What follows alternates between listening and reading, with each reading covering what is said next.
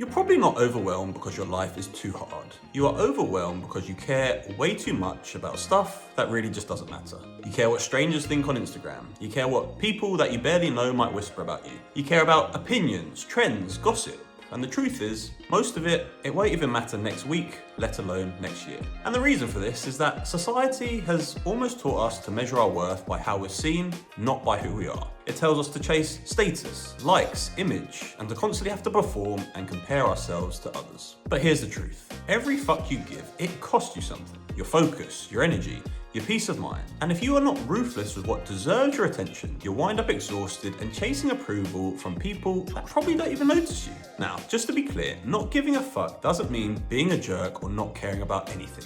It means prioritizing. It means protecting your energy. It means caring deeply about what does matter and letting go of the rest. And in this video, I'm going to show you exactly how to do that and why life gets a whole of a lot better when you stop giving a fuck about the wrong things. Okay, number one is to realize that everyone has their issues, and I mean literally everyone. But the thing is, that is absolutely okay, and that is really just a part of being a human being, because we are all flawed individuals to a certain extent. And this includes even like the most impressive people in this world, maybe the people that you look up to most and who seem perfect, they just won't be, and they will all have their own stuff going on as well. And in some cases, it might be a lot worse than anything that you might be going through. And just understanding that should help you to kind of ease your mind that you don't need to care so much about everything and you don't need to be this perfect human being. And so just try to lower the bar a little bit for yourself in terms of how you think you always need to be, and stop judging yourself if you ever do make little mistakes or aren't, perfect in every respect. Number two is to realize that everyone is worried about themselves, not you. And that really is the truth. I mean, people are far too concerned about themselves to be thinking about you. And that is actually a wonderful realization, because when you do realize that, you see that people, they are just too self-obsessed about themselves, and they're just thinking about themselves, and they're worrying actually about how they're coming across and what they're doing. But because they're doing that, they aren't thinking about you. And because they're not thinking about you, you can then realize that you don't need to worry so much about yourself. And it's okay, again, if you are slightly flawed or if you make mistakes or aren't this perfect individual, because the reality is people, they just don't care. They're not gonna be judging your every move or worried about you anywhere near as much as you think. And there's a quote from Eleanor Roosevelt, which I think puts it very eloquently, which is that you wouldn't worry so much about what other people thought of you if you realize how seldom they do. And I think that really, it hits the nail on the head there. And even if I was to look at my own life, like the person that I am thinking about by far the most, to my detriment a lot of the time, it is myself. I mean, I really don't care that much about other people. I mean, I care about my family and my very close friends, but beyond that, I am really just not worrying about other people. And I've seen other people do all sorts of embarrassing things and completely fall on their face in lots of circumstances, but I couldn't care less. I really couldn't. I barely bat an eyelid when I see those things.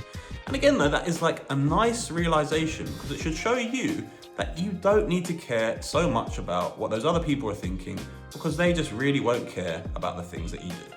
Number three is to identify what your priorities are. I mean, what really actually matters to you in life? And try to really think about this and be as specific as you can about it. I mean, is it health and fitness is a real priority of yours? Or is it making sure that you do spend enough time with family or friends? Or is your career what you are really passionate about and you just want to do your best in that and climb the corporate ladder? And whatever it may be, but just really try to identify those things.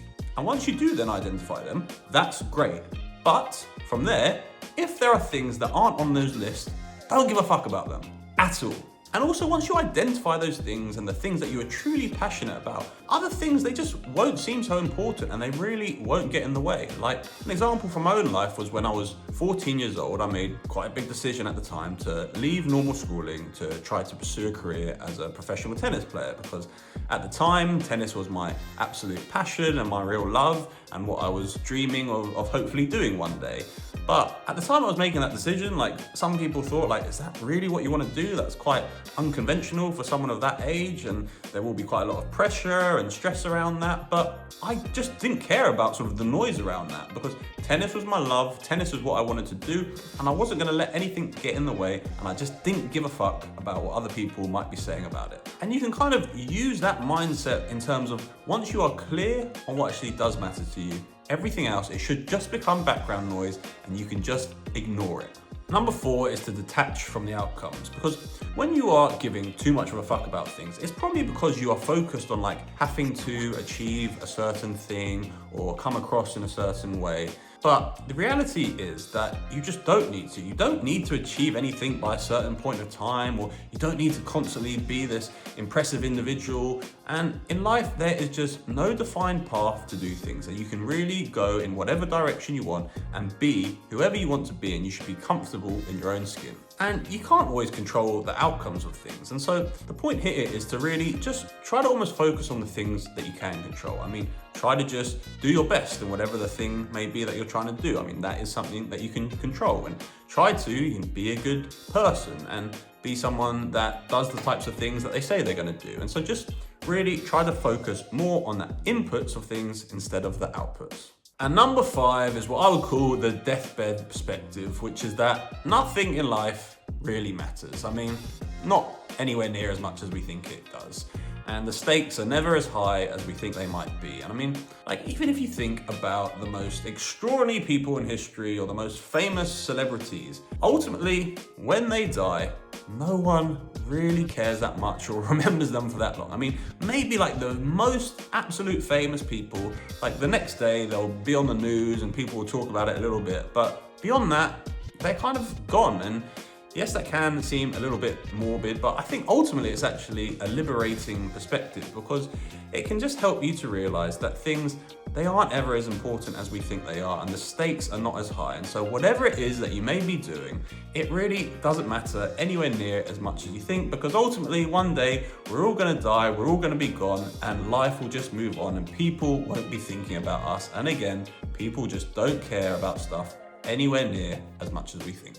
And so there you go, my top tips to not give so much of a fuck and to actually identify more what really matters in life. I hope you found that useful. Thanks very much for watching, and I'll see you in the next one.